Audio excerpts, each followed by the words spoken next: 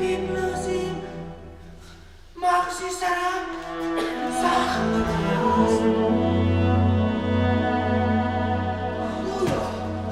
چی کار کرده؟ آدمان از شب به خرد میگرزن از خرد بشه.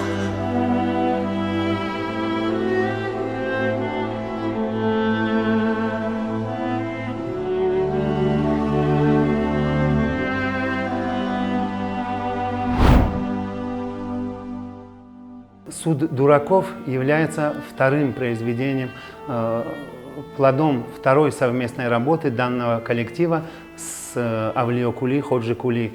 Первый эксперимент они составили на основе вакханок Еврипида. Следует отметить, что вакханок наши зрители, в общем, приняли с неким таким особым ощущением, недопониманием, но уже с «Суда дураков» они начали привыкать, войти в игру с данным режиссером. شنیدم که دخترانی شاه مرا محکوم به دلقه اعلام کردن. تمام راه‌ها را برای من بستن تا بتوانم خود را نگهداری کنم. کاش فضایل با ترسیدن گل حمله می‌کردم بر سنگرها.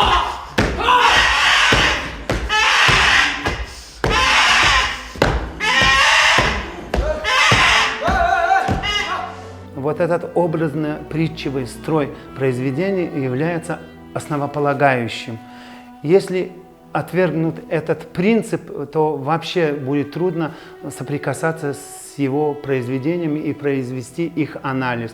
Дело в том, что за основу своих произведений они берут определенную притчу, из него составляют некую историю, и из героев этой притчи делают символов неких.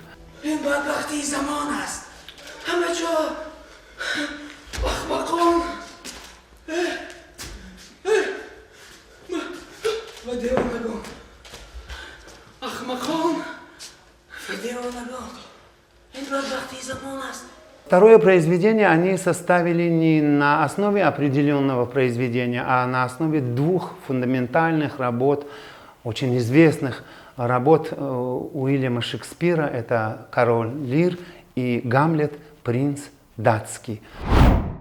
Моя любимая часть в этом спектакле – это работа с драматургией, потому что когда случается в одном драматургическом тексте объединение классического произведения и современного контекста, мне кажется, из этого получаются очень интересные вещи. И я сама, как автор, как драматург, я люблю очень этот прием, и люблю такой подход. И больше того, мне очень интересно то, что происходит здесь на фоне Шекспира. Дело в том, что сами по себе эти произведения, они законченные, они лаконичные, имеют свой смысл. Но если посмотреть именно через призму притчивости, в определенном смысле это определенные притчи. Притча о короле Лире, который пострадал от своих дочерей, и притча о неком принце Гамлете, который хотел противостоять государственной системе. Мне очень понравилась идея соединить, как я понимаю, это соединены два текста, да, фрагменты текстов «Король Лир» и «Гамлет». И плюс добавлены такие еще размышления на тему современного человека в современном мире. И он сделан в стилистике открытого народного площадного театра. Три персонажа – Гамлет, Король Лир и Шут – играют свои истории перед зрителем.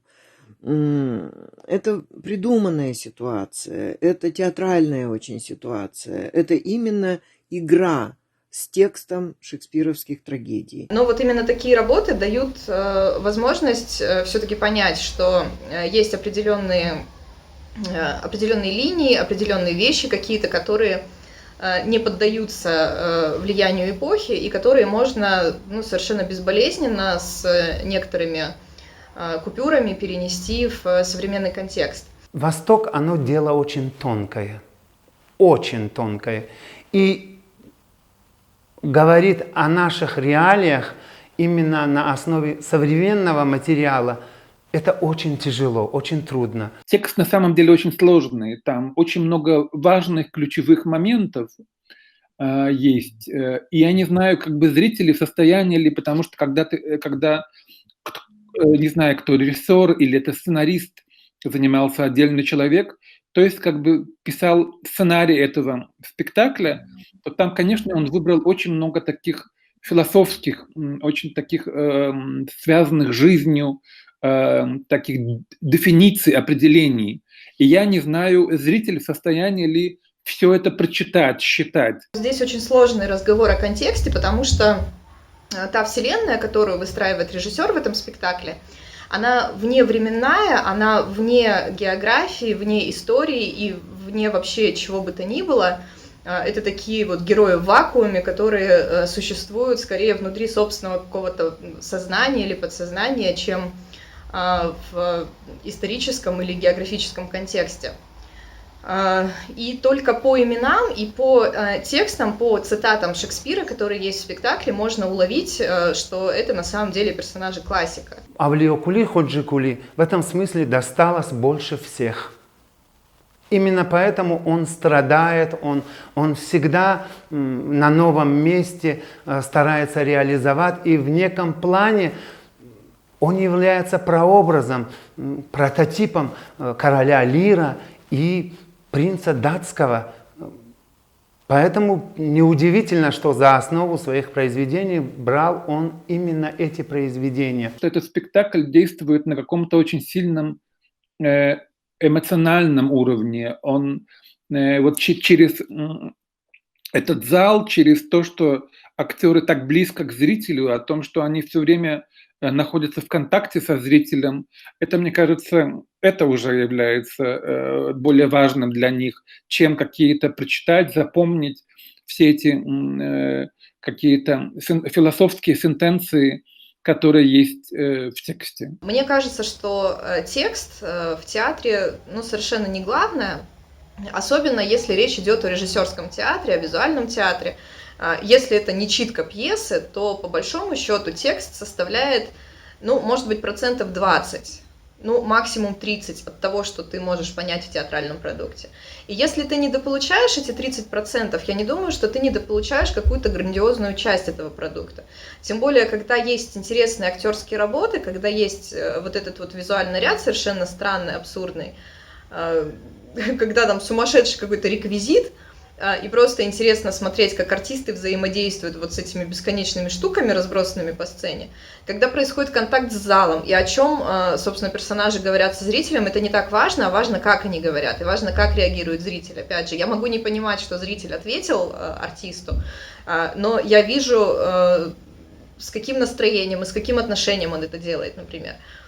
И с другой стати, они уже некие символы. И Гамлет, и король Лир, и Шут, они сами по себе уже символы определенных понятий. Авлиокули хочет проанализировать, провести некое свое исследование современного общества и современного героя. Что туда, Гамлет?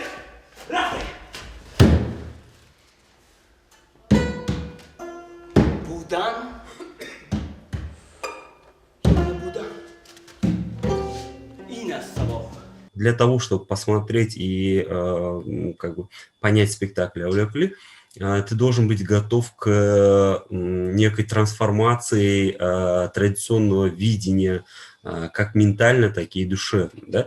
То есть ты должен быть готов, что перевернется некоторые твои обычные традиционные видения классических пьес. То, что делают Авлиокули, это какие-то потрясающие штуки. Мне очень нравится, как Антон Балкунов, мой коллега по театру «Артишок», говорит, это авлиокулишные штуки. И это видно, на самом деле, в каждом спектакле режиссера, который мастерски может объединить в одной вот такой вселенной западную театральную школу, какой-то очень западный подход к театру со своим очень восточным нутром. Для Авлиокули театральность – это важнее всего. И вот в этот круговорот, он хочет вовлечь не только артистов, но и зрителей. В данной работе мы видим, что в качестве героев приглашаются и зрители. تازه دانشمند تو سودگی نکنی رفته دیرم نخواهم بود چسته شرم نکنم ظالم نخواهم بود رامت بیهوده جزا نمیدیم اوکی؟ آماده هستید؟ سر میکنید شاه کلاودی شاه دنیه حیوانی فاسق و خونآمیز با افسون مکر سحر و جادوی عقل ملیکه را که گویا پاکدامن زنه بود به همخوابگی ننگین مویل کرده است. И вот эти вот персонажи, это, с одной стороны, такой достаточно традиционный европейский убогий театр. То есть то, о чем говорил Гротовский, и это выглядит, в общем, совершенно так же, но вместе с тем это абсолютно восточные дервиши, какие-то кочевники, какие-то полумистические персонажи из восточной мифологии, которые вот существуют на сцене еще и вот в таких каких-то условиях. И ведь это не просто шекспировские конфликты. Режиссер Авлекули Хаджикули сумел построить вот этот мир сегодняшних людей. Неважно, кто это люди. Вот они почему-то оказываются на кладбище. С ними когда-то произошли страшные истории. Истории, которые они очень тяжело переживают и проживают. Они пытаются сосуществовать вместе друг с другом. Они пытаются каждый проговорить эту историю с собой. И каждый из них несет в себе вот эту страшную внутреннюю боль. Мне очень интересно у Овля Кули спросить, что там от западного театра в этом спектакле, мне кажется, я прочитала. И мне очень интересно, что он вкладывал именно из восточной культуры, потому что, я предполагаю, что он без этого не может, наверное. Я бы спросила, как у него получилось сочетать несочетаемое и почему это не выглядит пошло. Это большая загадка, и я не знаю, мне кажется, нет ответа на этот вопрос, его не может быть, это просто вот есть определенная режиссерская способность как-то так монтировать совершенно разнообразные вещи, чтобы это выглядело цельно. Для нас все это вот очень важно, потому что когда сейчас ставятся трагедии Шекспира, то ведь мы же понимаем, что не о шекспировских героях идет речь. Речь должна идти, конечно, о современном человеке, о его сегодняшнем состоянии, о том, нам интересно, каковы эти герои сегодня. И вот мне кажется, Авлекули Хаджикули нашел сегодняшнее правильное, очень точное существование этих героев на сегодняшней сцене. Самое главное, оно очень современно. Он хотя и насказано, но говорит о реалиях нашей жизни. Это насильственное разделение людей на расы, на классы. Это миграция, это нищета, это определенное разделение государств для определенных людей. В общем, дисгармония. Этот спектакль ты смотришь с огромным вниманием, потому что ты все время ждешь, что дальше, что еще дальше может быть. Только потом уже где-то там ближе к финалу ты понимаешь всю конструкцию всего спектакля, как бы она перед тобой, как бы это такая правда режиссера открывается перед тобой. Да. Если говорить про актерскую игру, актеры играют на надрыве, да, то есть это в хорошем смысле этого слова. Они как будто играют на последнем рубеже, вот на последнем выдохе, да. خدایا فکر نمی‌کردم که آدم همگی کرمسکی پای دارد ما برای خداها مثل پشه برای کودکان خداها ما را بهر دلخوشی خویش آفریدند خدایان ما را بهر دلخوشی آفریدند. Очень понравились мне актеры, вот эти три актера, потому я чувствую в них какая-то есть очень хорошая просто подготовка, очень хорошее как бы образование, и Конечно, за счет актеров этот спектакль 1,5 часа – это идеальное время, 1:25. Мне кажется, это очень для меня кажется идеальным для такого того, чтобы высказать ту идею, которую вы хотите, как бы вы как режиссер, а вы как актеры, вы хотите донести до зрителей. А здесь вот эти крики, вот эти даже просто какие-то шумы, издающиеся актерами, это не просто шум или не просто крик или какой-то трюк, да, это именно их надрыв, именно доказательство того, что эти слова, эта идея очень важен для самих актеров и потрясающе, на мой взгляд, хорошо передал режиссер до осознания и души актеров именно эту идею. Каждый из артистов существует очень внутренне, очень напряженно. Внутри каждого героя клокочет трагедия. Это очень точно передано артистами. Ведь каждый из нас, и мы это ощущаем, вот эту трагедию, потому что каждый из нас когда-либо переживал такой внутренний монолог, внутренний конфликт, спор с кем-то, нескончаемый, мучительный спор, не поддающийся никакого разрешения.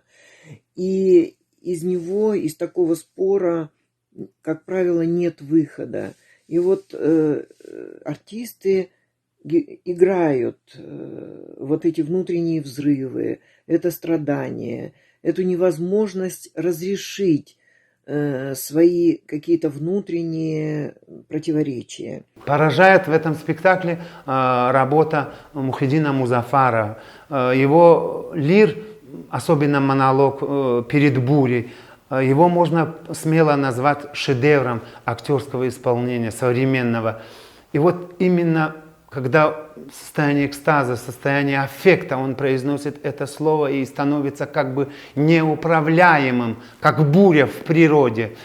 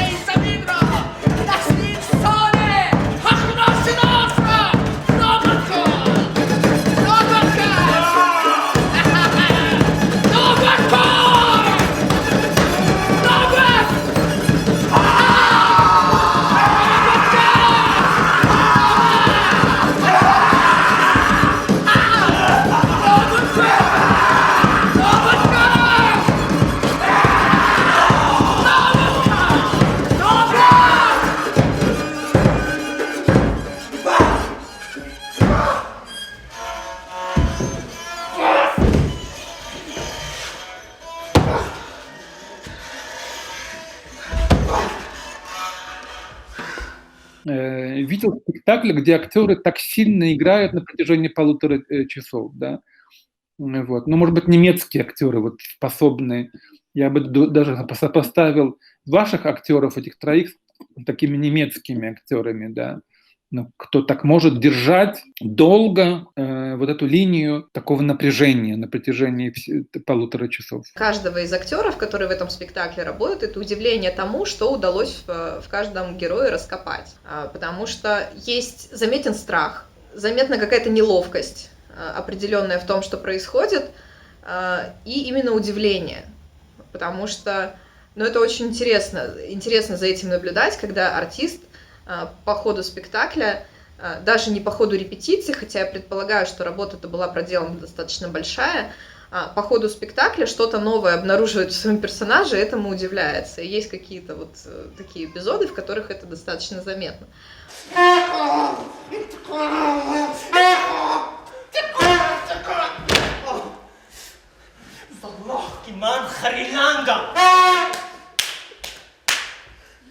آخر من فرزندی پدری کشته شده که تمام بفرمایدم هم زمین هم آسمان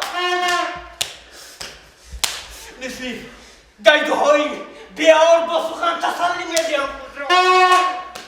مشق دخنم زیر نکنم ای مغز بیدار شد ای مغز بیدار شد ای خود بیدار شد ای сцена, когда актеры стали снимать с себя одежду, на самом деле оставила глубокое впечатление. Почему? Потому что непроизвольно мне самому захотелось снять одежду. Да, это не просто оголение тела, потому что хочется оголиться, да, или там хочется потрясти зрителя. Да. Нет, на самом деле это очень логично и гармонично подходит к таким решениям событий. Почему? Потому что осознание и сочувствие того, что происходит, прочувствовать того, что происходило до этого момента, настолько яркий и глубокий, что, кажется, ты не умещаешься в свою кожу.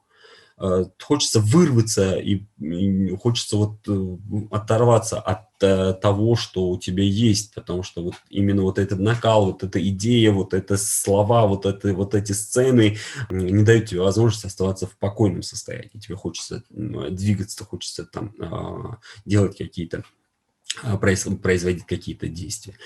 На мой взгляд, может быть, именно после этого больше и лучше и яснее ощущаешь актеров. Почему они сумасшедшие? Потому что они не в силах принять того, что осознали.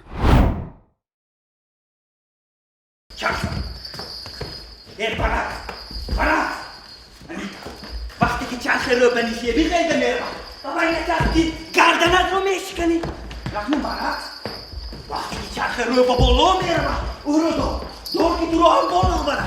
Dor kala ka dor. Turohan bola bara. Dorki turohan khuda. Bola bara. Башмо башастуру механе. Очень хорошая физическая подготовка, очень выразительная пластика. Может быть, эта выразительность не совсем читается для зрителя из других стран, да? Но для меня, как представителя Узбекистана, который генетически может быть связан даже с площадными театрами, эта пластика очень даже выразительная и очень даже имеет хорошую смысловую нагрузку, который понятен и который получает отклик в сознании и в душе. То есть это не просто движение, которое тебе нужно осознать, понять, зачем он так сделал, а именно природно, естественным образом откликается в твоем сознании и в твоей душе. Особенно хотелось бы отметить пластику актеров во время монологов, когда они рассказывают про свою судьбу и как бы являются вхождением в образ, да? Вхождением в осознание и понимание образа. От начала до конца эти герои существуют в каком-то очень сильном как бы таком стрессе, да? Они все время как бы есть такие короткие паузы, где они только как бы могут немножко отдохнуть. Это очень сложная работа, и я не знаю, как актеры это тоже. Когда вы спрашивали, о чем бы вы хотели поговорить, я бы, наверное, с актерами поговорил о том, как они работают в этом спектакле, потому что это удивительно, они работают очень гармонично, да, гармонично от начала до конца, что нет такого ощущения, что они устают, но это огромная работа, огромное напряжение. Мне кажется, использование сценографии такого площадного театра очень является удачным, потому что это такая форма, которую это спектакль, как я понимаю, можно показывать везде, в любом пространстве, поэтому это очень удобно с точки зрения как бы и технической, и такой как бы философской, да, что это история, которую вы показываете, может происходить где угодно. В начале видео ты видишь большой задник с нарисованной картой. Это похоже на карту. На мой взгляд, это очень хорошо соединяет зрителя с местностью. То есть взятые на основу постановку «Гамлет» и «Король Лир» имеют место быть в Британии и в Дании, но исполняется в Таджикистане, и ты видишь на заднике карту Центральной Азии, да, стран Центральной Азии, или похожих на эти карты, то ты постоянно ощущаешь связь именно с этих событий, которые говорится со сцены, с тем, что происходит в этих странах. В действии включается абсолютно все. Каждая деталь на сцене работает буквально напрямую. Очень интересно сделан задник в виде такой шкуры, на которой существует как бы карта королевства Лира. Это история, которая может быть сыграна на любой площадке. Например, это может быть площадной театр, это может быть камерный театр, и это точно так же, мне кажется, может встроиться на какую-то большую сцену и будет смотреться достаточно эффектно. Это такое действие площадное, которое втягивает, и ты иногда чувствуешь себя внутри этого действия, и ты как бы уже не рефлектируешь, да, вот над спектаклем, только как бы принимаешь участие, ты уже находишься как бы в плену этих персонажей. Приятно наблюдать за тем, как декорации или как реквизиты или как костюмы начинают говорить и исполнять свою роль, выполнять свою задачу. Как и в других спектаклях Авлиапли нет ничего лишнего, да? И декорации являются частью спектакля, инструментом раскрытия идеи режиссера. Если говорить о сценографии, то был близок якутский театр. Вот это такое использование таких костюмов, даже не костюмов, а больше вот эта сценография, этой кожи, которая была растянута, как бы, да. Но только это один элемент, да, потому что то, что там было внутри, это такое, что это какие-то такой мусор, какой-то вот задворки, бомжи, какие-то коробки, в которых люди живут, да, эмигранты какие-то, которые вот куда-то уехали. Вот еще слово эмигранты, да, эмигранты, да, эмигранты, которые куда-то приезжают и имеют некую свое знание. Вот. Поэтому это уже касается смысла интерпретации самого спектакля. Дисгармоничность чувствуется во всем. От игры, от приемов постановки до мельчайших его нюансов. Лир, Гамлет и Шут, как бы там ни было, как бы там не были страдальцами, они не гармонируют друг с другом. Это ощущается и в мини-оркестре, которым они хотят осуществить. На каком-то ненастроенном мини-рубабе бринчит Гамлет, на каком-то самодельном жестяном гиджаке старается исполнять свои монологи король Лир.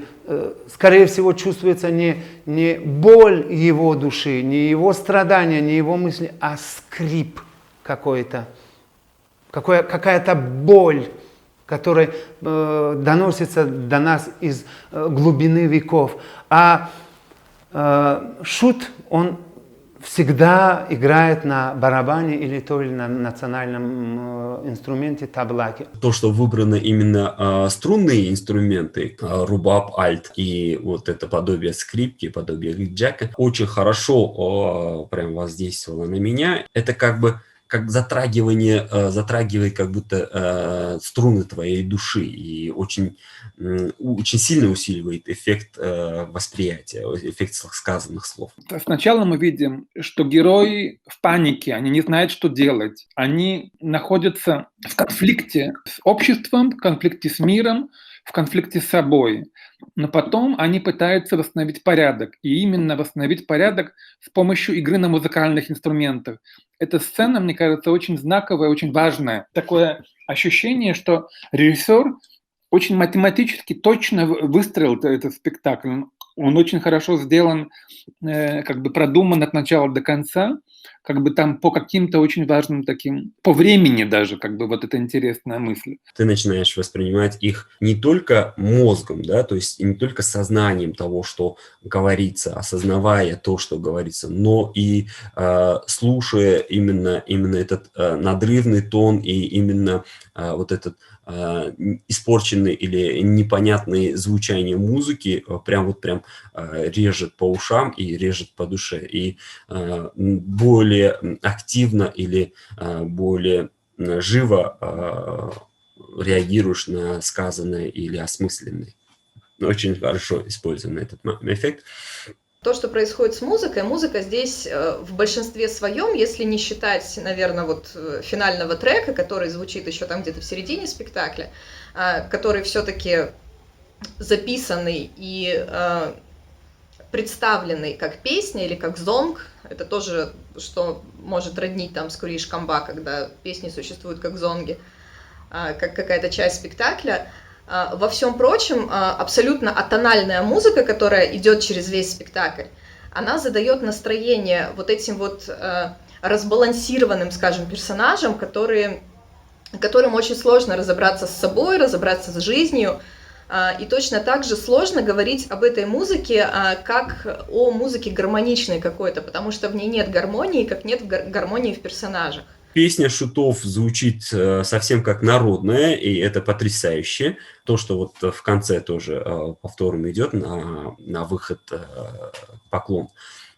Очень потрясающе, очень хорошая, звучит как народная песня, и отдельно спасибо за эту песню. Это действительно хорошо описывает идею, которую носит этот спектакль, который этот спектакль хочет поделиться или же, если даже грубо, немножко насадить на сознание зрителя. Инструменты, которые используются в спектакле, опять же, то есть это как какие-то национальные инструменты, так и совершенно игрушечные, очень странные.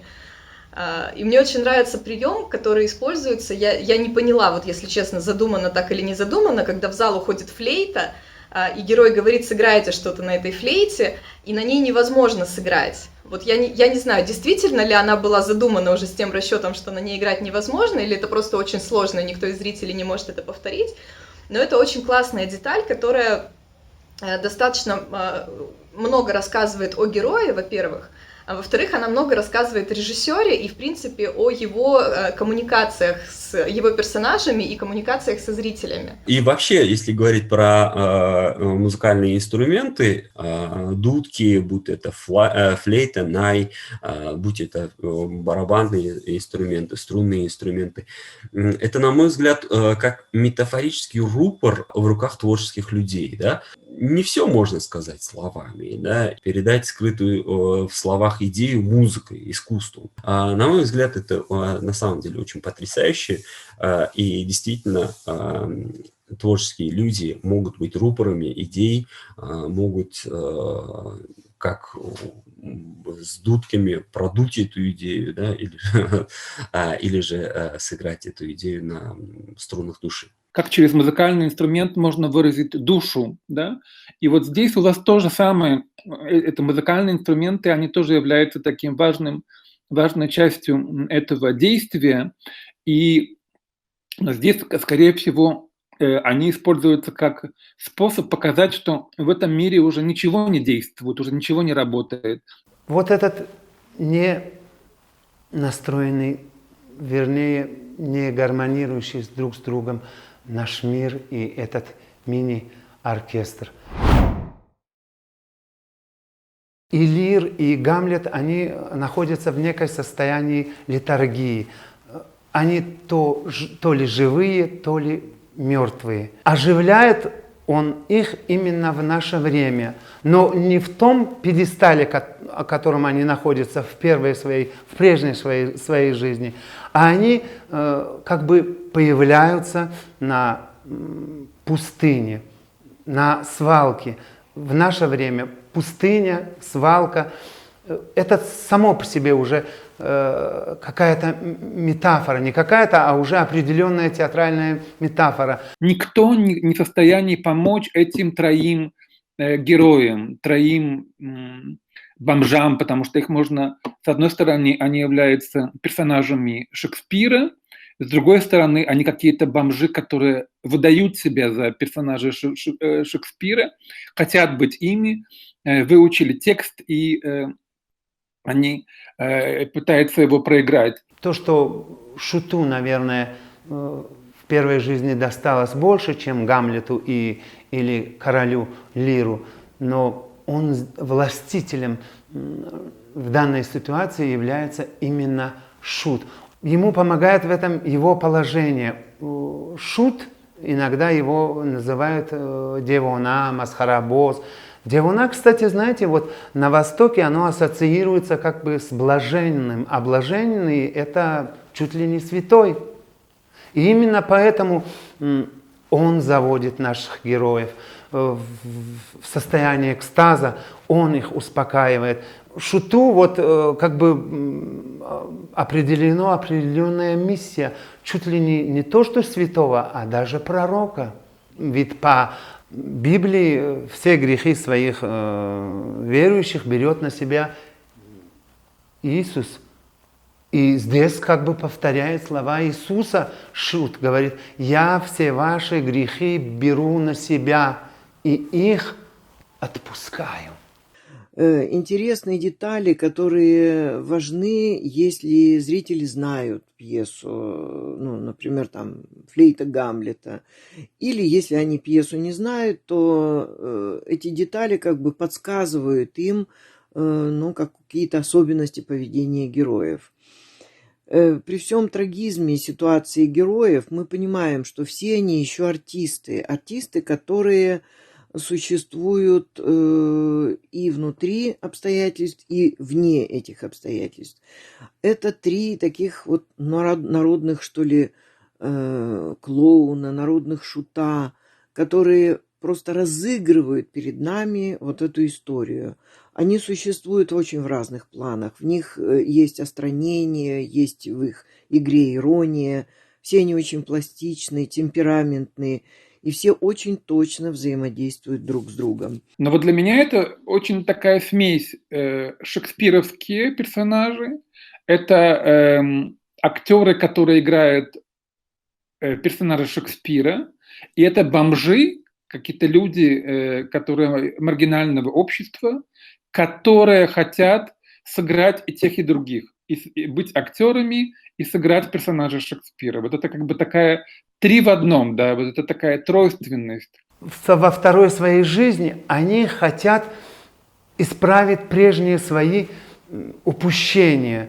Но, видимо, судьбой им определена другая миссия. Они должны всегда вот оставаться, ну, не они, вернее, а история человеческая, наверное, так построена, что каждый раз нам кажется, что мы приблизились к некому такому эталону. Но каждый раз нам кажется, что мы еще от него совсем далеки. И на этот раз им кажется, что они могут восстановить справедливость. Но в том пьедестале, в том месте, в котором они находятся, им просто не дано осуществлять этого.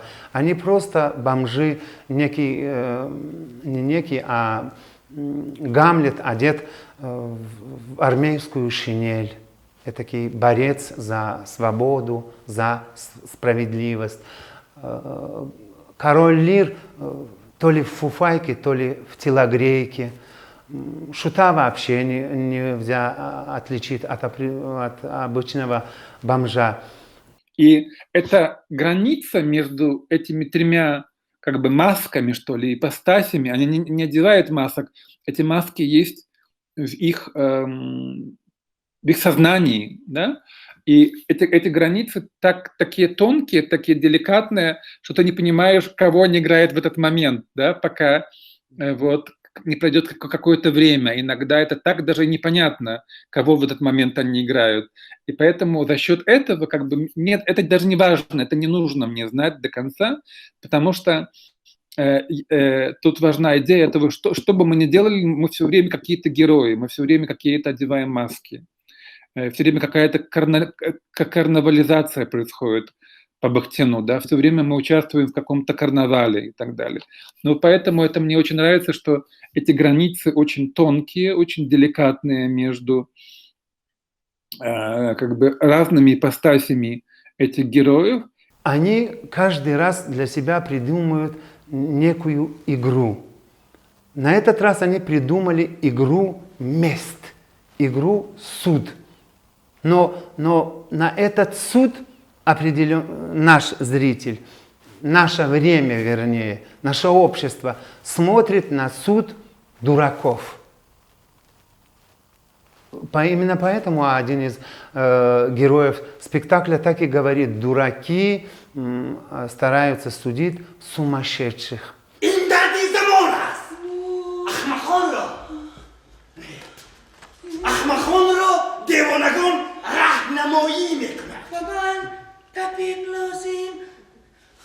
Махси сарам, Видлосин! Эй! Ради! Тахсатангес! Ха-ха!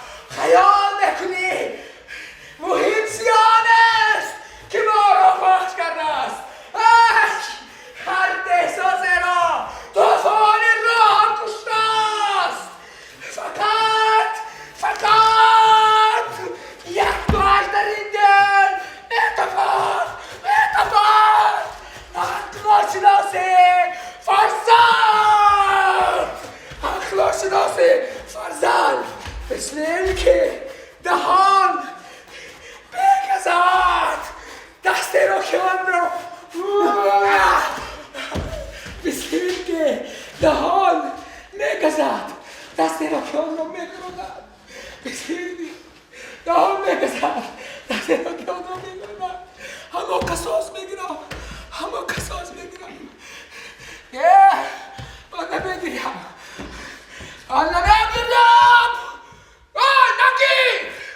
Когда Лир произносит свои слова полубреду, и один из актеров дует ему в голову, да, остужая мозг, это прям точно демонстрирует, что происходит у персонажа, что голова кипит у него от этих мыслей и очень хорошо прицепляется к зрителю. То есть зритель полнее ощущает чувства персонажа, что происходит с ним. Действительно, следуя за мыслями персонажа, за мыслями, которые демонстрируются актером, да, играются актером, у тебя начинает мозг кипеть, и тебе хочется, чтобы подул кто-то и остудил твой мозг, потому что от сказанного, от ссылки сказанных к реальности, да, который постоянно мелькает перед глазами в виде карты, ты начинаешь просто скипать, у тебя мозг начинает, и необходимо, чтобы кто-нибудь подул и немножко остудил твой мозг. Когда два образа, образ Гамлета и Лира произносят одни и те же слова хором, да, на самом деле беда у них одна и та же. Именно вот предательство и все такое, несправедливость, непринятие того, что происходит, нежелание смирения с тем, что происходит. Да? Просмотрев этот спектакль, можно сказать, что эти слова, если бы актеры играли на узбекском, вполне можно было принимать за узбекский спектакль. Если бы это произносили в Туркменистане, можно было, на туркменском можно было подумать, что это туркменский спектакль. Ну, и также для остальных стран Центральной Азии. И вот это хором произнесенные слова, хором произнесенные боли, на мой взгляд, очень хорошо отражает боль всей Центральной и Средней Азии. Как можно этих людей определить? Да? Потому что такое ощущение, что они находятся на каком-то необитаемом острове, потому что это кожа, да, которая вот там на ней что-то нарисовано, какой-то континент разный, да, я не знаю, что это такое, или это какая-то Европа, там, Австралия, какие-то, можно по-разному это все читать, вот, но вот у меня было ощущение, что это люди, которые где-то плыли, и их выбросил на какой-то остров. Да? Это вот шкура, как некий остров, и они на этом острове встретились, да? И они вынуждены быть друг другом, потому что там нет другого места, они никуда не могут уйти с этого острова. И поэтому для меня это вот появилось такое ощущение, что они эмигранты, они люди, которые уехали откуда-то как бы бросили, убежали, скрываются от какой-то своих личных историй, которые с ними происходят, но они живут этими историями, и они друг другу рассказывают, что с ними произошло. И вот мне кажется, это тоже момент такого... Есть в этом спектакле, он не очень пессимистический, потому что, рассказывая, эти, в принципе, герои духовно лечат свою душу. Потому что они понимают, что как бы, их ждет какая-то тюрьма, как бы они должны остаться на этом острове, как бы им никто не спасет, как бы их никто и так далее.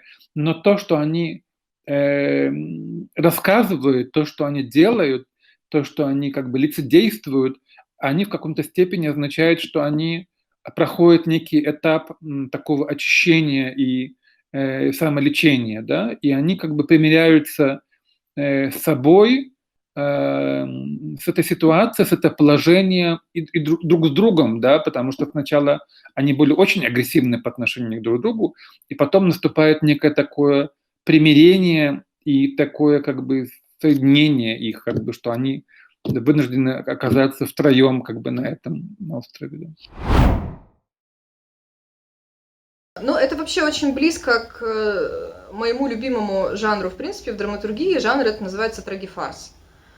Потому что персонажи эти, с одной стороны, очень нереальные, очень абсурдные, а с другой стороны, эмоции между ними происходят очень настоящие, и арка их такая достаточно трагичная, и заканчивается это все прям, соответственно, жанру трагедии, они просто пропадают, и очевидно то, что жизнь у этих персонажей заканчивается, собственно, как и по Шекспиру. И вот эту вот побочную линию, такой спин-офф, они проходят, и они тоже приходят к смерти, в конце концов. Если обозначать вот одним словом, да, я бы сказала, что это трагифарс, и это один из самых моих любимых жанров. Но есть в этом что-то от театра абсурда и вот от какой-то такой трагичной античности. Оно и абсурдное, оно и трагичное, оно и фарсовое. Это такой какой-то смешанный жанр. Это сочетание очень разных жанров. И при этом это очень точное сегодняшнее понимание трагедии Шекспира. Визуально я здесь вижу эстетику убогого театра. Так же, как и в «Куриш Камба», мне видится в этом что-то брехтовское, потому что есть такие заметные эмоциональные противоречия между артистом и персонажем. Я здесь вижу абсолютно точно театр художника, потому что визуально это потрясающе увлекательно. Я здесь вижу немножко дока, опять же, то, что строится на вещах, которые проговаривают помимо шекспировского текста какие-то очень бытовые штуки, и понятно, что это импровизация, но это вместе с тем такой очень, достаточно яркий документальный текст, он реальный, он живой.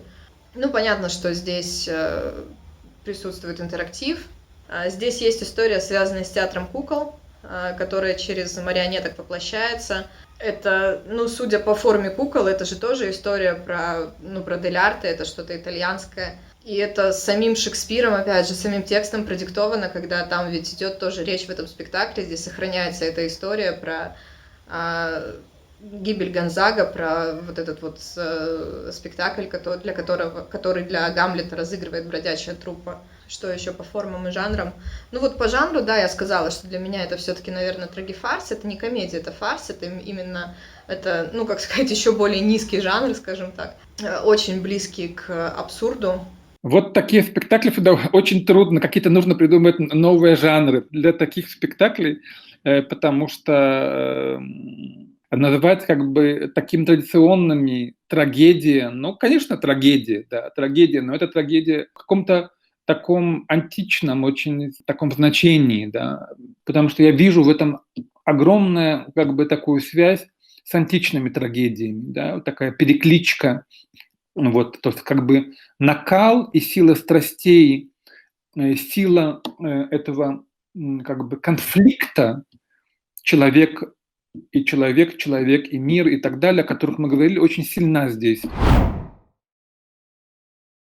О нем действительно можно, я не знаю, мне кажется, можно устраивать целую конференцию, потому что там есть так много разных аспектов, да, и философия, и так, то, как происходит работа с текстом драматургическим, да, как пишется, сочиняется текст, насколько этот текст такой, актеры точно следуют тексту или они могут импровизировать, потому что все время такое ощущение, что они импровизируют. Это очень, очень хорошее такое приятное ощущение, что это спектакль, который рождается, это действо, которое рождается на твоих глазах, да, на твоих глазах, что ты становишься участником, вот как раньше были в XIX веке, вот эти батлейки белорусские, площадные театры, да, когда люди собирались и смотрели. Вот это такое ощущение, что ты можешь смотреть, можешь отойти и можешь опять вернуться,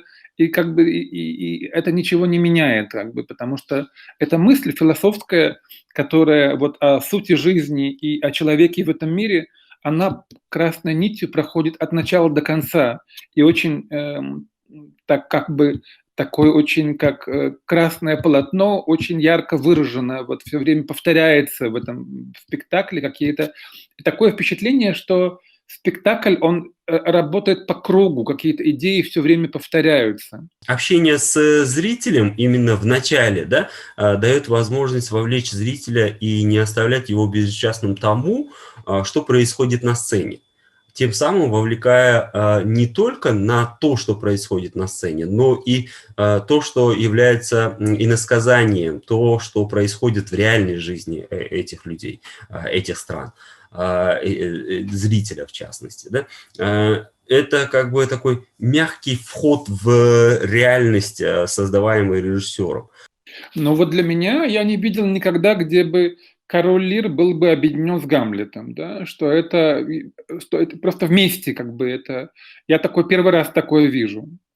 И хотя, как мы понимаем, что трагедия Гамлета это разные трагедии Короля Лира, но суть заключается в одном, да, что они являются жертвами этого мира, жертвами. Это очень интересный спектакль. Он заставляет задуматься о возможностях именно вот такого площадного, открытого театра. Никогда бы не подумала, что вот эти трагедии можно сыграть в такой стилистике и в таком приеме, именно открытом театральном приеме. Конечно, это не традиционный театр, и слава богу, что это не просто традиционный театр. Это очень легкая игра, остроумная. В ней очень много хороших таких режиссерских придумок. Зритель, не начиная еще просматривать спектакль, уже переживает, уже склонен к сопереживанию ситуации, в которой находятся актеры на сцене. Это, на мой взгляд, очень хороший ход, очень хорошее решение вовлечения зрителя и очень хороший плавный вход зрителя в атмосферу спектакля. Такой способ подхода к этой теме, да, что это вот какие-то люди непонятно откуда, как бы, да, люди, в принципе, которых мы избегаем. Мы боимся бомжей, они грязные, они плохо пахнут, они говорят какие-то странные вещи и так далее. И тут эти бомжи являются героями этой истории. Поэтому, это для меня новое, да. Я такого подхода, такого взгляда не встречал. Я думаю, он есть, конечно, такой вот именно, чтобы какие-то и так далее. Но я не видел, как бы, именно такого подхода не видел.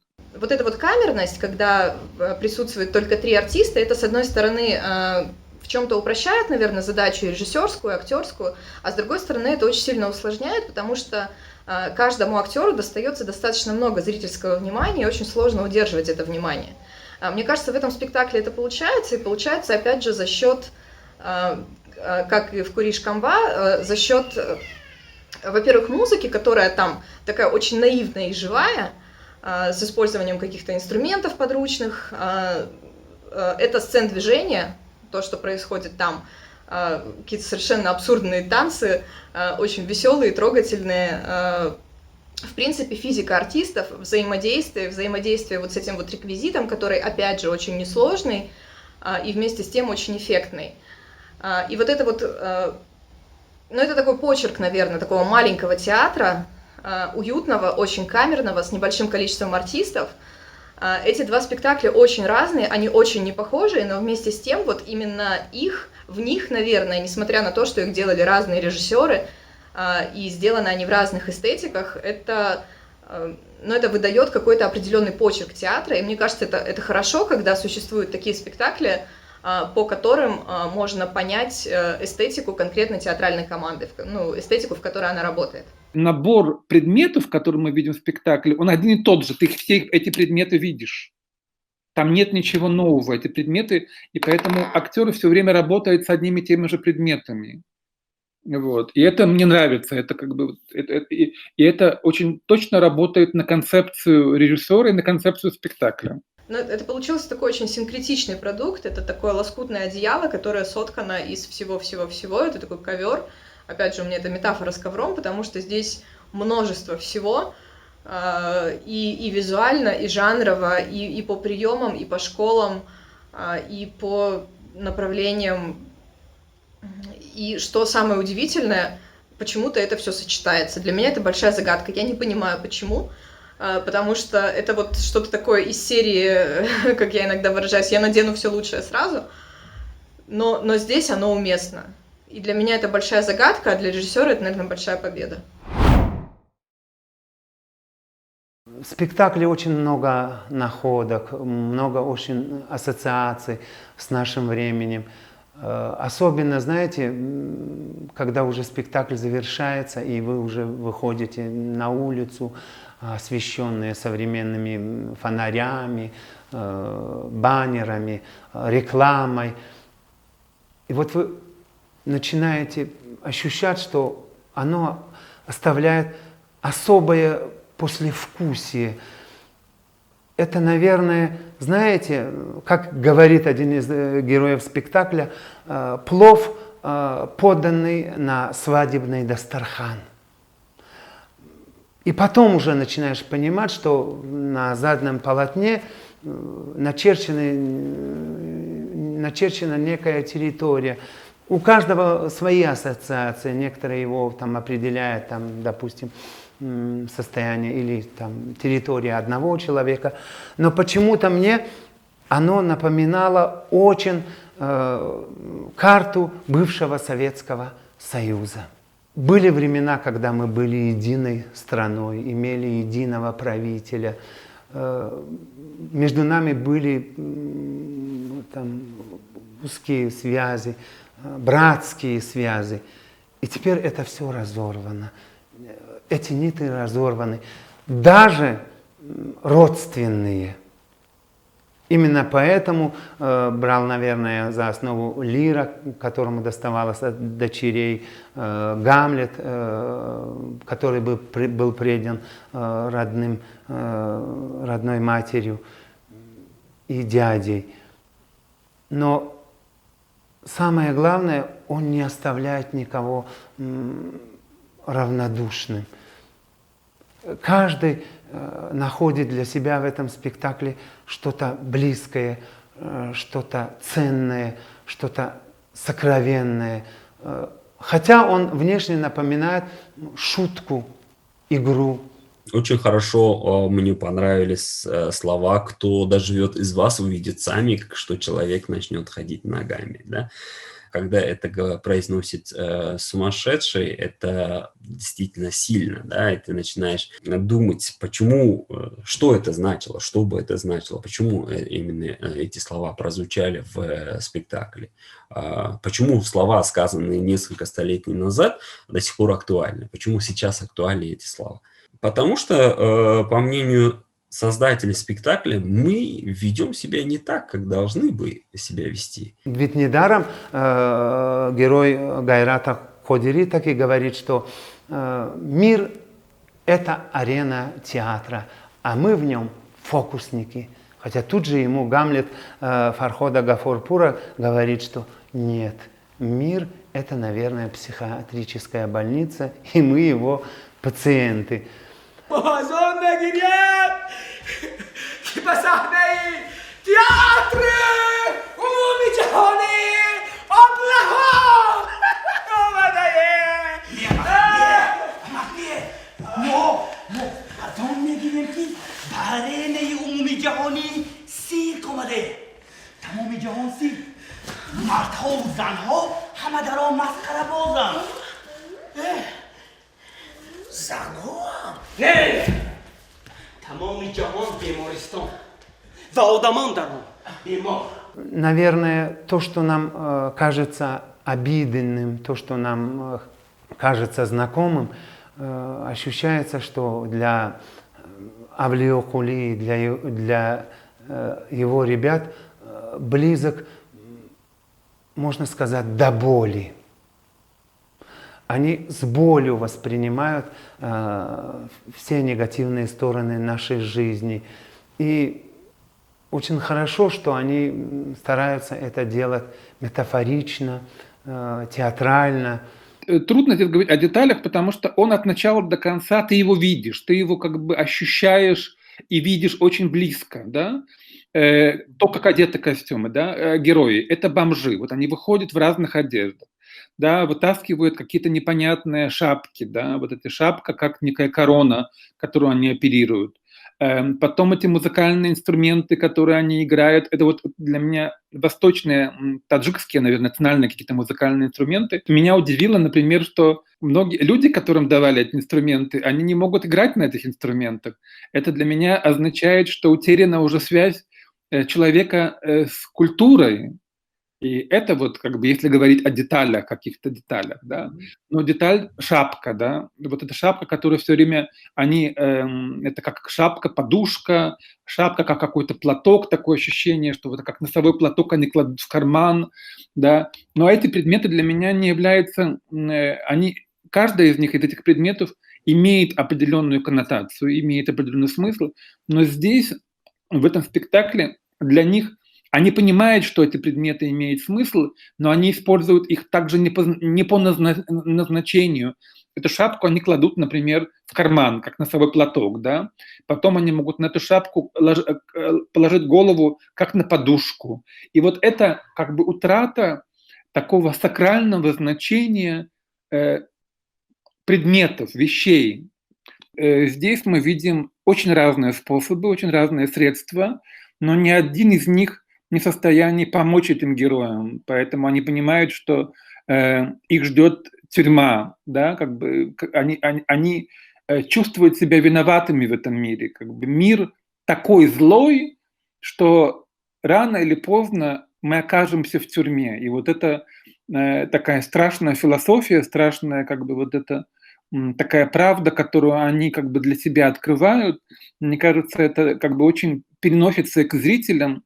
И, конечно, должен вызывать как бы у зрителей такой протест, что нет, как бы, и такой вот катарсис должен наступать, потому что как бы очень мало в современном театре, к сожалению, мы видим мало катарсиса, а здесь как бы очень сильный такой катарсис, когда зритель сам понимает, что только в его силах изменить ту жизнь, которую он является хозяином. Вот это очень, мне кажется, очень важная для меня мысль. Очень мне понравилось, здесь очень много таких как бы восточных для меня элементов, и мне кажется, я не все их прочитал, как бы я не, наверное, в силу того, что я не нахожусь внутри восточной культуры, я, наверное, не все могу точностью, как бы там, наверное, много как бы есть глубокого, потому что, мне кажется, это является всегда самым интересным, и то, что, наверное, делает этот спектакль для меня более полным пониманием его. Там используется название каких-то лекарств, я так понимаю, восточного, я стал искать в интернете, вот там цибет, например, да, вот национального элемента в искусстве всегда очень интересен, потому что за счет этого любой спектакль, любое произведение искусства становится более интересным, как бы расширяется его контекст, расширяется его как бы такое поле, которое мы можем как бы считывать и понимать. Вот этот национальный элемент в спектакле очень важен, и он для любого исследователя очень интересен. Очень театральный спектакль, потому что он еще показывает, в чем суть театра. Это все время лицедействие, все время превращение кого-то во что-то и так далее. Спектакль о путешествии в себя, вот я бы, наверное, так сказала, потому что это такой спектакль психоанализ, причем это не психоанализ для зрителя даже. Мне кажется, он там не был задуман, это было такое погружение артиста в персонажа и персонажа в персонажа. То есть, когда Гамлет рефлексирует на тему того, кто есть он, когда происходит рефлексия Лира, когда все они размышляют над своей какой-то предыдущей жизнью. И это, мне кажется, очень тесно завязано по режиссерской задумке с тем, чтобы персонажей проанализировали артисты. О том, что мы совершенно беспомощны, мы слабы в современном мире, и мы пытаемся автоматически, мы пытаемся еще размышлять, рефлексировать, но наши рефлексии ни к чему не приводят. И мы, в принципе, являемся жертвами этого жестокого, довольно сурового мира. Вот такая вот у меня как бы главная идея этого спектакля. Это спектакль про поиск, да, про рефлексию, про самокопание, не знаю, безумие в себе какое-то найти и отпустить. Ну вот что-то такое, что-то понять про себя, отпустить и расслабиться на эту тему. Это вот, это, наверное, про театр как терапия, может быть, это вот так работает. И если эта терапия в первую очередь удалась тем, кто над этим спектаклем работал, это самое важное. Это даже важнее, чем то, что происходит со зрителем. О бессилии человека перед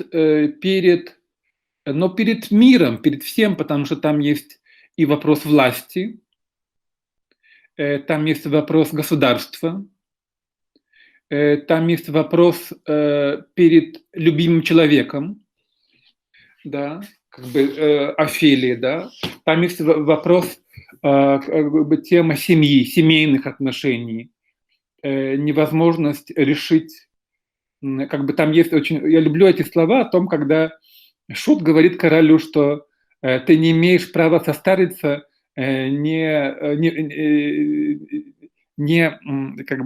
став мудрым, не став умным, да, вот. И это очень умные слова, очень правильные слова, и как-то не все на это обращают внимание.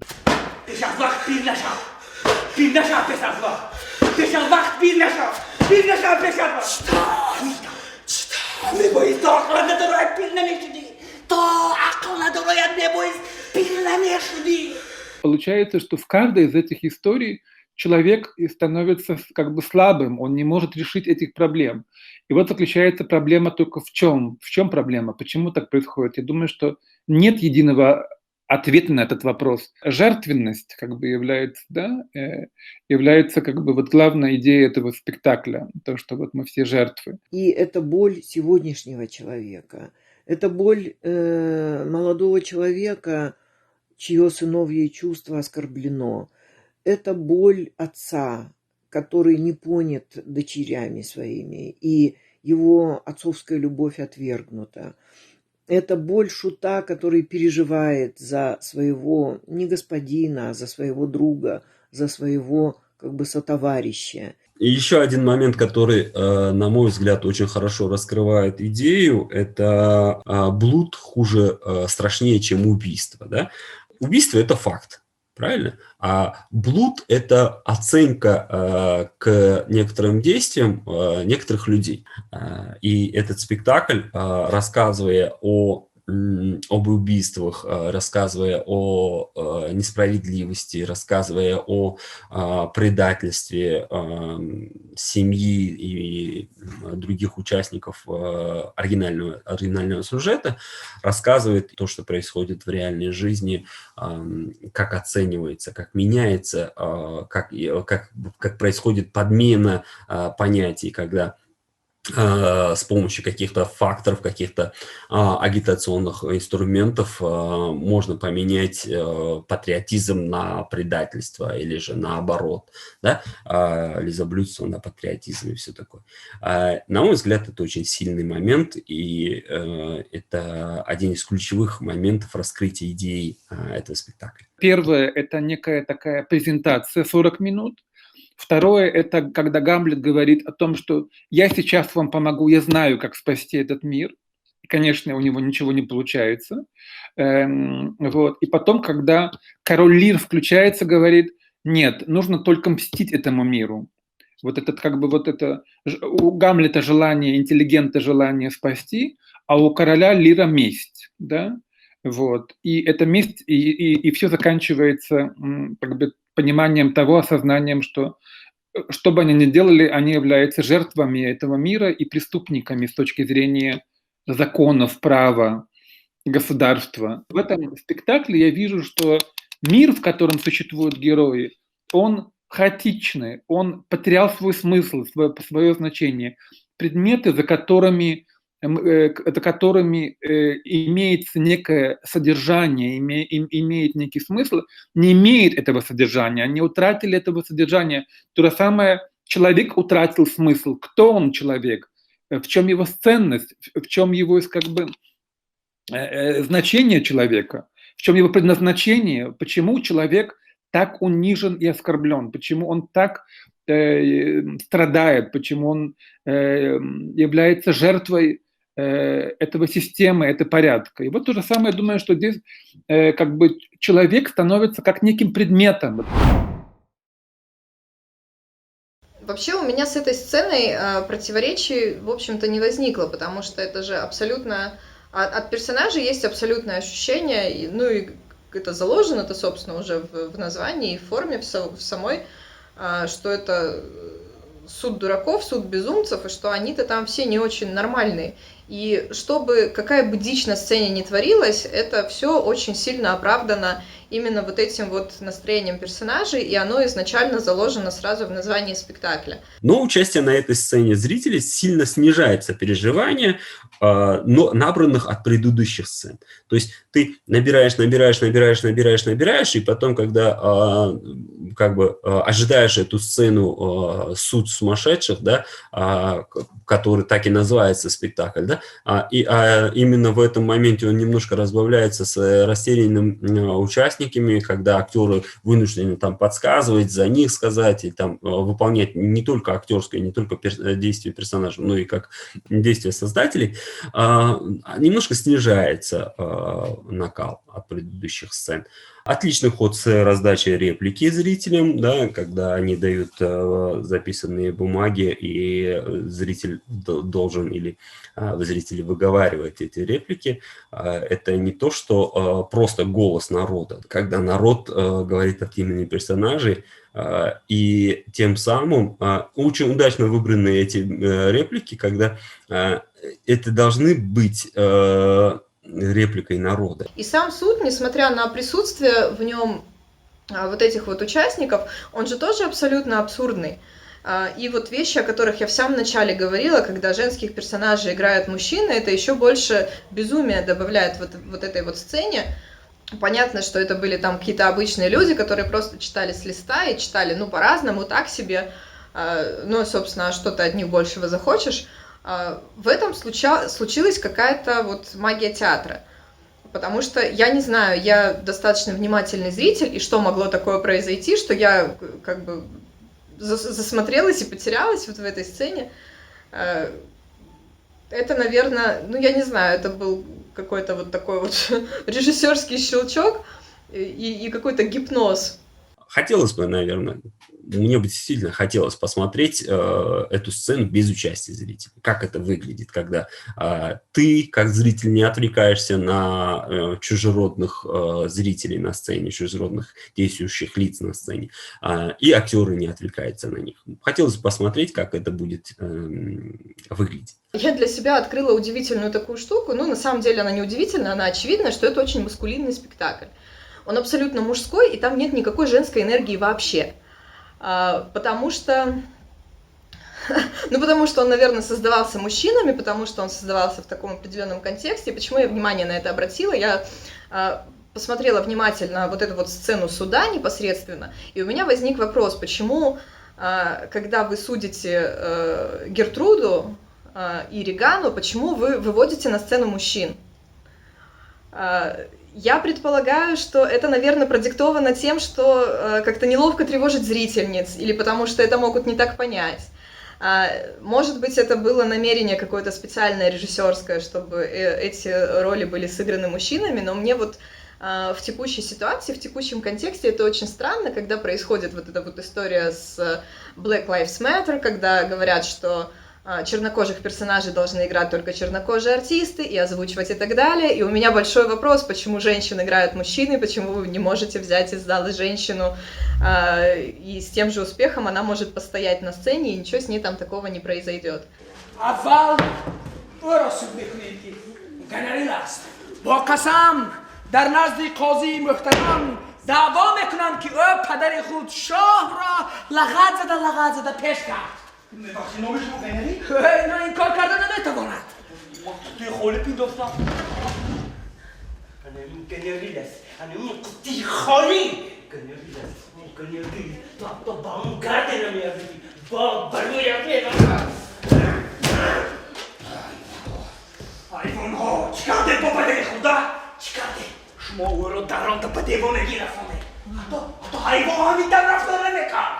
Эта сцена для меня сильнее, чем финал, например, спектакля, потому что в финале вот почему-то магии не случилось для меня. Когда персонажи заменились куклами, что-то в этом было, наверное, предсказуемое достаточно. Мне бы хотелось, чтобы сцена суда была финальной. Вот как раз, мне кажется, вот эта вот история с жестокостью, несмотря на все вот эти вещи, которые я раньше проговорила, про то, что есть, наверное, надежда, что мы выйдем из нашего совершенно дикого контекста людьми лучшими, чем мы есть сейчас. Мне кажется, в той истории, которая случается в спектакле, мне бы хотелось видеть точку именно вот в этой очень жестокой сцене, потому что мне показалось, что она честнее. Меня только интересный один момент, почему они все время выбирали мужчин. Как бы там были женские персонажи, но они приглашали мужчин. Как бы я это тоже не понял, почему не женщин приглашали, а мужчин играть женские роли. Это как бы для меня тоже вопрос к режиссеру, как бы я это не прочитал. Да, ну вот как бы я так это понимаю, эту сцену со зрителями, эту сцену такого, да, суда, потому что это сцена, да, я думаю, что это как бы вот, ведь это же суд в каком-то степени, и потом заключение, они понимают, что они должны быть в тюрьме, поэтому как бы по идее как бы это герои, которые совершили преступление, потом пытаются оправдаться, где-то в половине, да, потом над ними устраивается суд или они устраивают над другими суд, и потом уже понимание того, что их ждет тюрьма, да, их ждет заключение, вот. Как бы это вот, ну, так я вижу, как бы эту мысль, которую развивает режиссер и актеры в этом спектакле. Мне в этом спектакле понравилась его метафоричность. В этом спектакле все как метафора. С одной стороны, король Лир и Гамлет, они себя считают свершителями своей судьбы, но с другой стати, они находятся как бы в руках судьбы. Судьба ими играет, поэтому в спектакле появляются куклы. Они как бы показывают, что играют с этими куклами, но порой трудно отличать их от этих кукол. Порой кажется, что они играют по принципам Филиппа Жанти. Не они водят куклами, а куклы водят нашими актерами. И не поразительно, что в конце, когда уже герои уходят, на сцене остаются только куклы. Мне показался очень интересным прием театра кукол, когда куклы возникают как, ну, как бы некие метафоры их прежнего существования. Мы понимаем, что Лир разговаривает со своей Корделией. Мы понимаем, что в руках Гамлета, не знаю, то ли это Гертруда, то ли это Офелия. Иногда в Офелию превращается Шут. Шут вообще взаимодействует как бы и с Гамлетом, и с королем Лиром. И они хотят через куклы нам тоже раскрыть свою трагедию, потому что, мне кажется, это спектакль о том, какими способами можно показать трагедию человеческой души. Очень классная сцена с куклами на палках, с имитациями звуков дрожания, да, то есть вот то, что они вот делают мелкие движения и издают вот эти колокольчики, издают дрожащий звук. Это очень потрясающий ход, очень созвучным становится чувствами зрителя, чувствами, когда ты видишь то, что происходит, да, и слышишь то, что происходит, и вот ты не только видишь, как человек дрожит, да, как персонаж дрожит, как он двигается, действует, но и чувствуешь, слышишь это. Это очень потрясающе, это очень глубоко заседает в сознании, и ты хочешь не хочешь начинаешь реагировать на каждое движение этих кукол, этих актеров. Они играют сначала в куклы, да, а потом они играют с как бы живыми людьми. Идея философии такова, что мы все являемся актерами какого-то спектакля. И мы получаем какой-то текст, какие-то роли, они дают им бумажки, которые они должны читать, да, или произносят текст вместо них, да, как бы они должны кивать головой, да, и они говорят как бы текст вместо этих персонажей. То есть это вот о том, что мы все какие-то марионетки. Вот это, сначала это были куклы-марионетки, потом мы видим людей-марионеток. И эта идея для меня заключается очень ясная, простая, что человек является марионеткой и, к сожалению, все время кем-то манипулирует.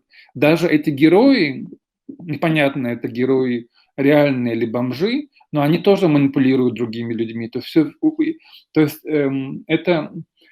Даже если как бы, они получили власть, они бы, вот это вот очень тоже важная мысль, они бы вели себя так же, как те люди, которых они осуждают, которых они критикуют.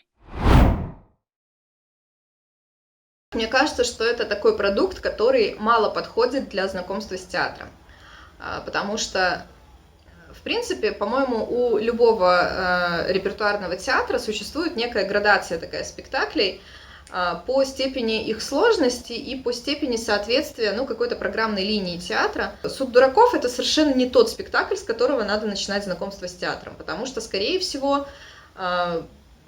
зритель, который впервые придет в театр на такой спектакль, вероятно, он мало что поймет. Это совсем не значит, что он не получит удовольствия или он расстроится. Но все-таки эта штука достаточно сложная, достаточно навороченная. В конце сцены с монологами Гамлета и Лира, когда они прям объясняют, что произошло, и до начала суда, да, зрительный зал в замешательстве. Он не знает, как реагировать, он не знает, что делать.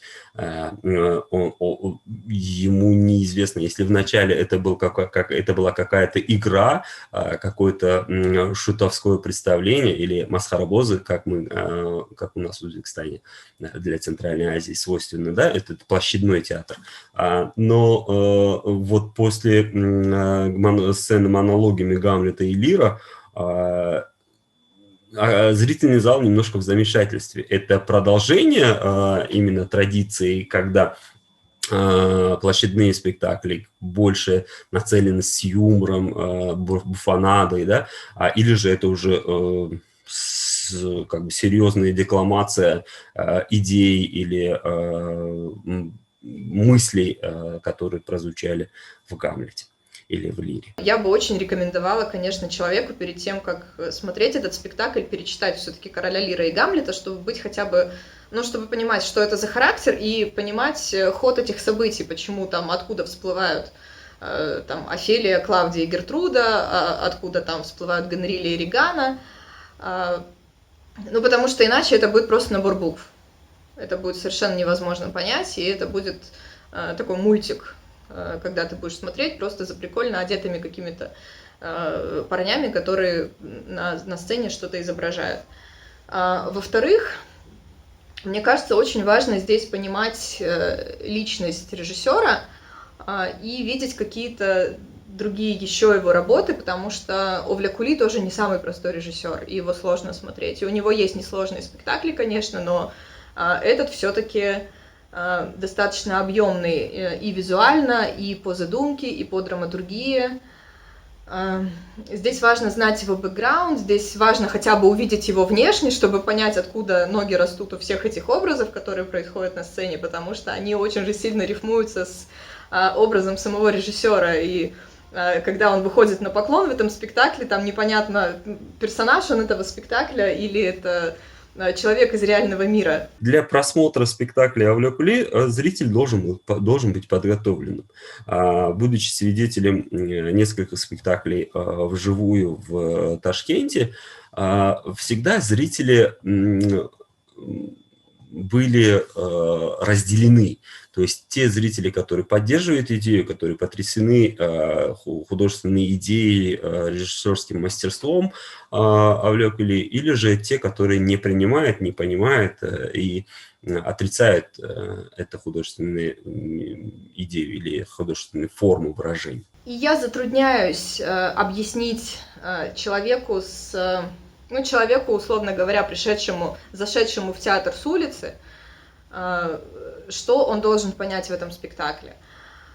Здесь, наверное, эта история вот как раз про самокопание. Если в него что-то попадет, если в него попадут какие-то слова, если он увидит, мне кажется, это достаточно несложно рассмотреть вот эту вот работу как раз актера над собой, персонажа над собой и актера над персонажем. Ее может, понять даже совершенно неподготовленный человек, увидеть просто вот эту вот попытку докопаться до какой-то истины. И если в него это проникнет, вот это вот настроение, у него возникнет желание, например, в себе покопаться, или возникнет желание узнать что-то побольше об этих персонажах, тогда, наверное, это будет победа вот над таким случайным зрителем. Если не получится, то, скорее всего, как я уже говорю, он посмотрит мультик. Красивый мультик, интересный, увлекательный, музыкальный.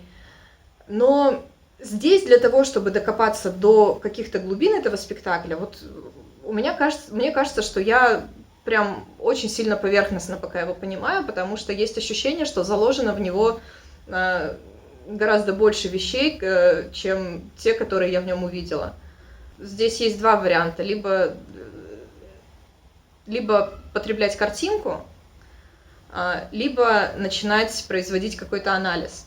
И если у человека есть ресурсы для того, чтобы делать этот анализ, ему повезло, и он, наверное, в театр еще вернется.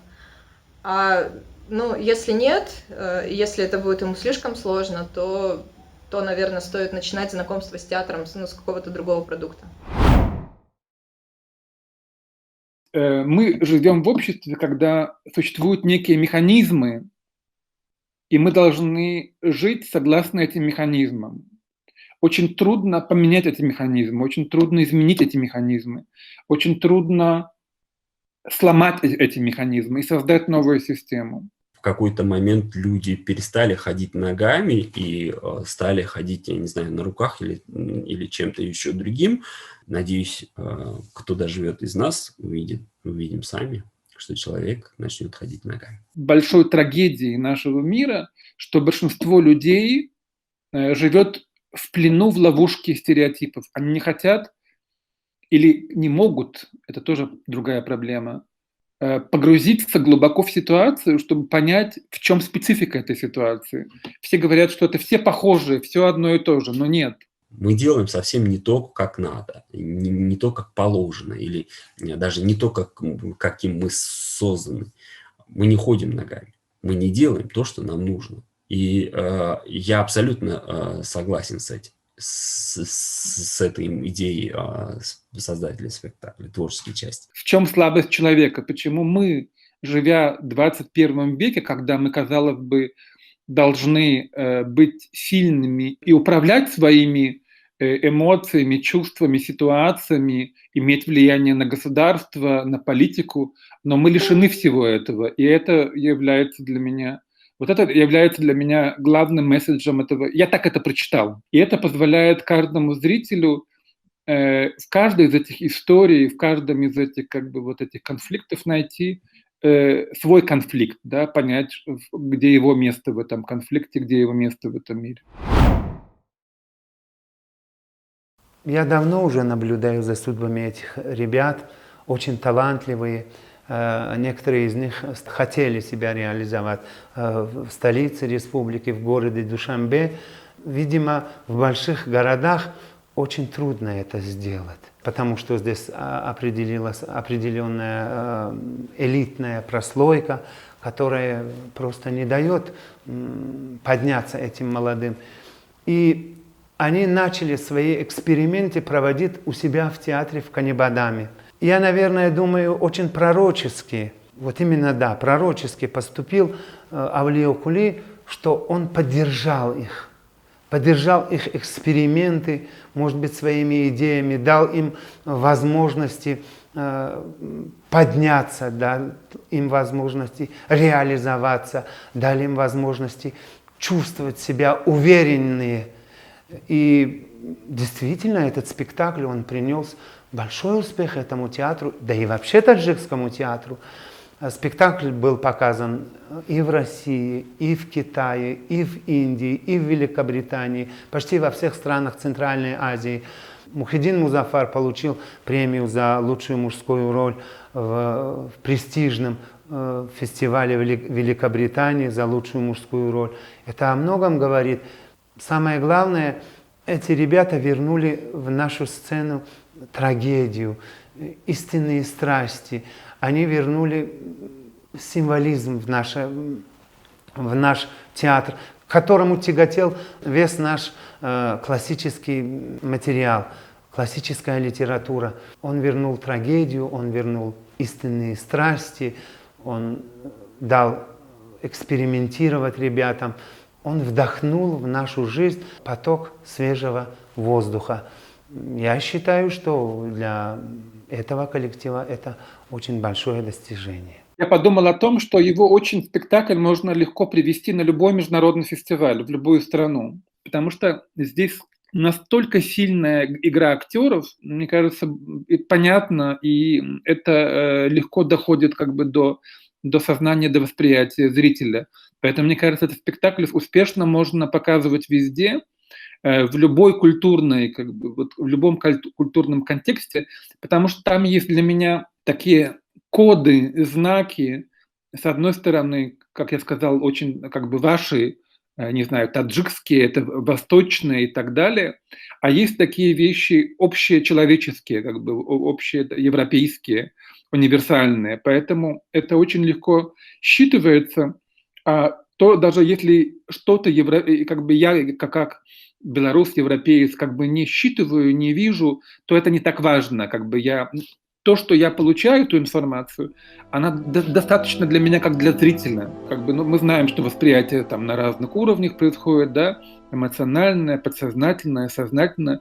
Вот мне кажется, вот этот спектакль работает на всех этих уровнях. Мне кажется, что этот спектакль очень фестивальный. Он мог бы хорошо пройти и хорошо показаться практически на любом фестивале таких вот малых форм, потому что, конечно же, это малая форма, она не претендует на то, чтобы этот спектакль смотрели там 800 зрителей, но при этом этот спектакль мог бы идти на любой площадке, как мне кажется. Он мог бы идти даже на каком-нибудь фестивале уличных театров, потому что вполне возможно, что вот этих артистов окружают не просто зрители, которые сидят рядом, так сказать, с ними, а они окружают их со всех сторон. И мне кажется, эти артисты легко возьмут вот и такой, так сказать, и такую форму взаимодействия со зрителем. Спасибо большое. Театр решает в первую очередь проблемы не зрителей, а проблемы тех, кто этот театр делает.